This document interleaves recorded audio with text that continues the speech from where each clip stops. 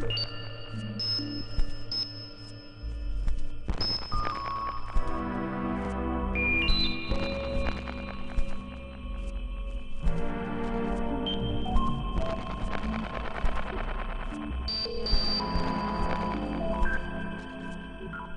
mobilier contemporain, on le sait, n'est pas hyper répandu. On va dire que c'est 5% du mobilier total. Donc il y a une espèce d'inertie dans ce secteur. On véhicule beaucoup d'images, mais en fait, en réalité, quand on va chez les gens, on s'aperçoit que les structures et les typologies sont les mêmes. Ça n'a pas bougé, vous voyez, donc il y a une grande inertie. Donc l'idée, c'est aussi quelque part de montrer que ce mobilier, c'est pas simplement, en ce qui me concerne, c'est pas simplement des belles formes ou c'est pas simplement l'idée de créer, de faire une micro-évolution, mais c'est surtout de créer des pièces de mobilier avec un concept, donc une nouvelle typologie.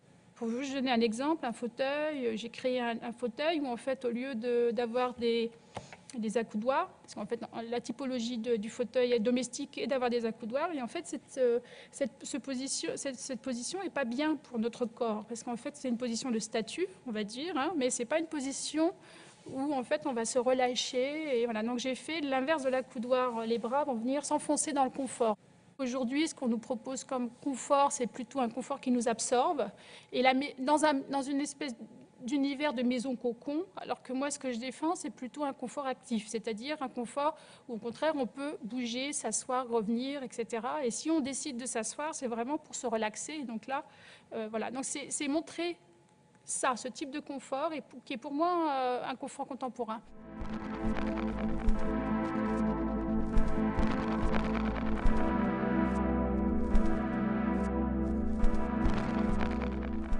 Comment on peut, rien qu'au sein de la maison, retrouver le partage, retrouver des structures qui offrent le partage.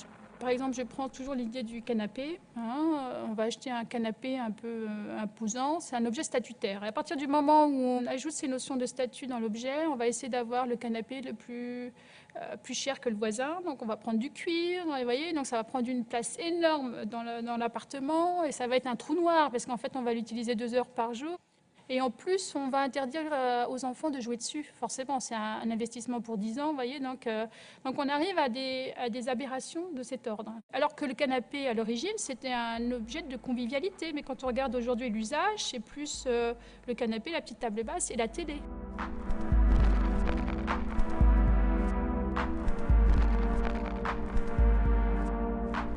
En fait, il se trouve que je travaille pas sur un objet égal à une fonction, mais plutôt l'idée de dire qu'un objet, il peut résoudre un scénario de vie. Au lieu d'avoir 2, 3 objets, en fait, avec un seul objet, on arrive soit à faire une fonction élargie, soit à faire en fait que cet objet il va évoluer dans le temps et donc proposer quelque chose le matin et proposer quelque chose de différent le soir. Parce qu'en fait, la nature humaine est ainsi. Elle n'est pas stable, heureusement d'ailleurs.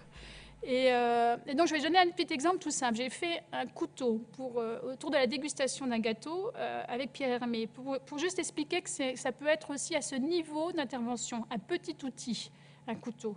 En fait, on va couper comme ça le couteau normal, hein, et après, on va juste translater, faire tourner d'un quart de tour sa main, et ça va devenir la pelle à tarte. Tout simplement parce que le couteau est déporté, et donc a la même typologie qu'une pelle à tarte. Donc ma prise de position par rapport à l'environnement, ça serait déjà de dire ça. Faisons moins d'objets, mais faisons des objets qui sont capables d'englober nos envies de bouger, autour d'une activité, et pas simplement des objets qui sont créés autour d'une fonction. Un objet coupe et c'est tout, basta.